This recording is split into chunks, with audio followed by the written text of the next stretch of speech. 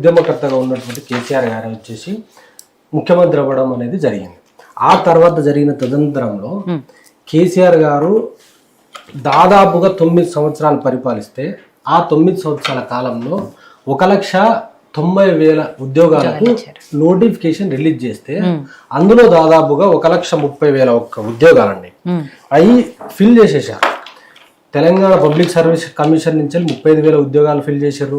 అదేవిధంగా police recruitment ఎవరైతే ఇప్పుడు బీఆర్ఎస్ ప్రభుత్వం కానీ నాటి టీఆర్ఎస్ ప్రభుత్వం కేసీఆర్ గారు ఉద్యోగాలు ఇవ్వట్లేదని చెప్పేసి మాట్లాడారు కదా, వాళ్ళకి నేను చెప్పే సమాధానం ఏంటి అని అంటే తెలంగాణ పబ్లిక్ సర్వీస్ కమిషన్ ద్వారా 35,000 ఉద్యోగాలు, పోలీస్ రిక్రూట్మెంట్ బోర్డు ద్వారా 31,000, అరౌండ్ 32. ఇలా చూసుకుంటూ పోతే 1,31,000 ఉద్యోగాలను రిక్రూట్ చేసేసారు.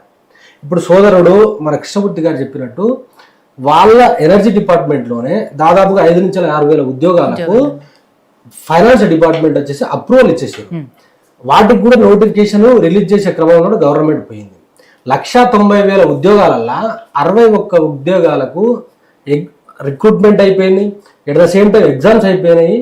వాటికి నియామక పత్రాలు రిజల్ట్ ఇచ్చి నియామక పత్రాలు ఇచ్చే క్రమంలోనే గవర్నమెంట్ పోయింది.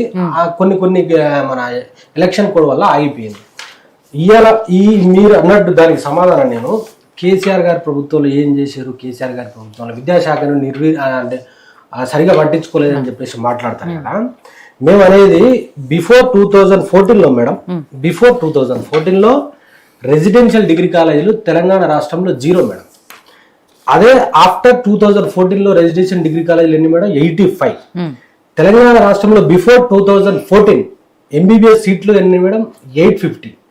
ఆఫ్టర్ 2014 బిఫోర్ మన కేసీఆర్ గారి గవర్నమెంట్ లో 3,915 ఎంబీబీఎస్ సీట్లు మేడం. అంటే వీళ్ళకి చెప్పుకుంటా పోతే అదేవిధంగా రెసిడెన్షియల్ జూనియర్ కాలేజీలు 146 ఉంటే వాటిని పెంచి 737 చేశాను మేడం. గురుకుల స్కూల్స్ వచ్చేసి 200 ఉంటే దాన్ని 1,020కి పెంచాడు మేడం కేసీఆర్ గారు. అంటే ఎక్కడ కూడా కేసీఆర్ గారు విద్యా వ్యవస్థ మీద నిర్లక్ష్యం చేయలేదు. సరే నిర్లక్ష్యం చేసిండు అని అనుకుంటేనే కదా ఇవాళ కేసీఆర్ గారి ప్రభుత్వాన్ని గద్దెందించి ఇవాళ ఇక్కడ ఉన్నటువంటి సోదరులు లాంటి వాళ్ళు అందరు ప్రతి ఒక్క ఊరు వాడ గడపకు తిరిగారు. ప్రతి ఒక్క రైతును కలిసారు, ప్రతి ఒక్క కార్మికుని కలిసారు, మహిళలను కలిసారు. అమ్మ ప్రజాపాలన అంటున్నారు, మార్పు అంటున్నారు. మీరు ఈ యొక్క కాంగ్రెస్ గవర్నమెంట్ వస్తే 2 లక్షల ఉద్యోగాలు వస్తాయని చెప్పేసి మాట్లాడుతూ ఉన్నారు వీళ్ళు.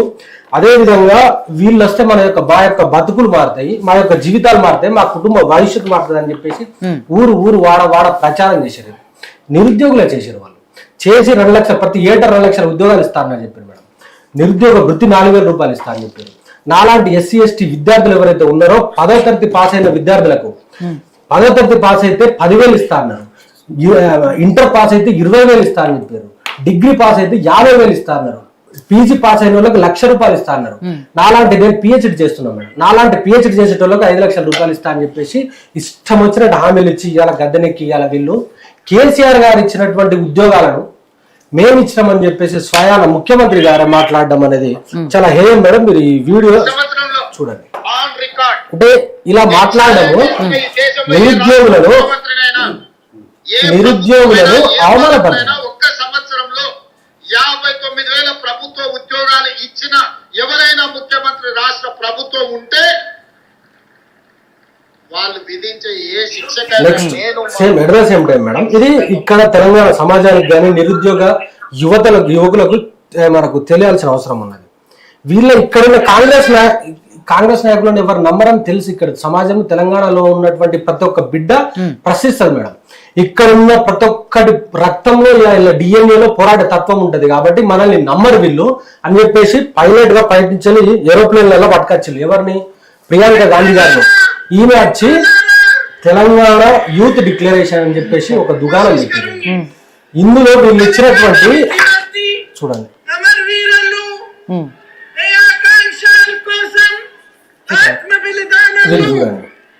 చాలా బ్రహ్మాండంగా అబద్ధాలని అందంగా తీర్చిదిద్దినట్టు ఇలా యువకులను మోసం చేశారు. మీకు ఒక్క నిమిషం నాకు టైం ఇస్తే మీకు ఇంకా చెప్తా. రాహుల్ గాంధీ గారి స్వయాన అశోక్ నగర్ చౌరస్తాలో కూర్చొని నన్ను నమ్మండి, ఇక్కడున్న నాయకులను కానీ నన్ను నమ్మండి, నేను మీకు 2 లక్షల ఉద్యోగాలు ఇప్పించే బాధ్యత నాదని చెప్పేసి ఈయన చెప్పాడు. ఎట్ ద సేమ్ టైం వీళ్ళకి సంబంధించిన ట్విట్టర్ హ్యాండిల్స్ లో వీళ్ళు పోస్ట్ చేశారు మేడం.